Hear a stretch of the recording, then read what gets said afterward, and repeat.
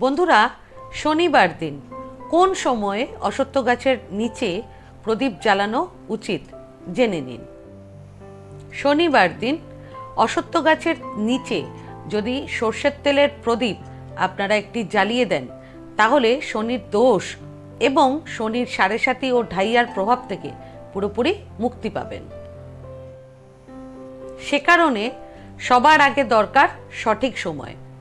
সঠিক সময়টি জেনে নিন আমার কাছ থেকে। সবচেয়ে সর্বোত্তম এবং সঠিক সময় হলো বিকেল 5টা থেকে সন্ধ্যে 7টার মধ্যে। এই সময়টা অত্যন্ত বিশেষ মানা হয়।